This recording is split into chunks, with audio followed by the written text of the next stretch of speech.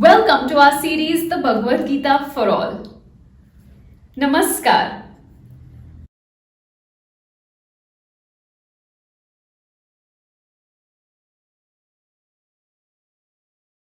Chapter 9, Rāja Vidyā Yog, or the Yog through the Sovereign of Sciences. In the last video, we acquainted ourselves with the Rāja Vidyā Yog. Our takeaway from the video was to have faith in ourselves, in who we are and what we bring to the table. Pretending to be someone you're not is too much of a hassle. Walk ahead, believing in yourself. How about we listen in on some more learnings from Shree Krishna? Let's get started then. The creation of mankind.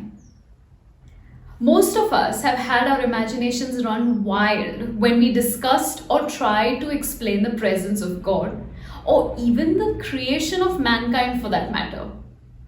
Shree Krishna has an analogy. An analogy is a comparison that makes it easy to explain something. Shree Krishna says that human souls and the wind are much alike. The wind exists because of the sky. It might move or remain stagnant, but it's always a part of the sky. It's the same for human souls. They exist because God exists. These souls will transit. They'll personify in different bodies, take multiple births, irrespective of time. But if a higher power was absent, the souls too would be non-existent. The material energy that creates souls by itself is powerless.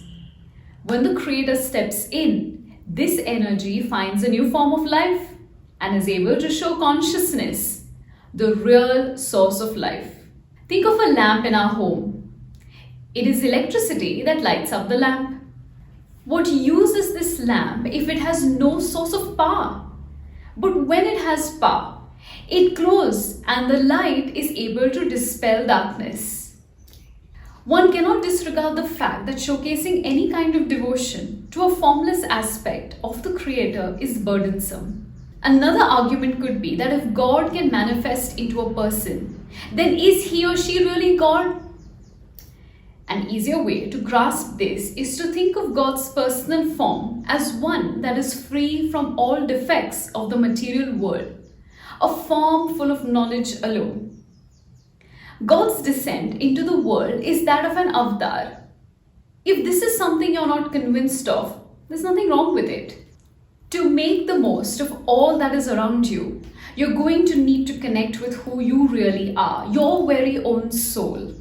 In one of the verses, Shree Krishna explains the devotion exercised by his devotees through Kirtan. Kirtan is chanting the glories of the higher power, such as God. It's a threefold process, consisting of Shravana, which is hearing, Kirtan, which is chanting, and Smarana, that is remembering.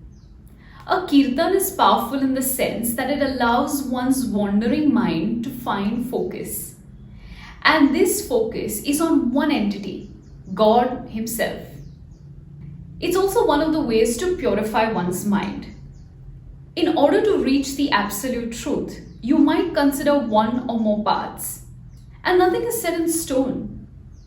So you can get to the bottom of this through the path you're most comfortable with. Shree Krishna in the midst of mortals.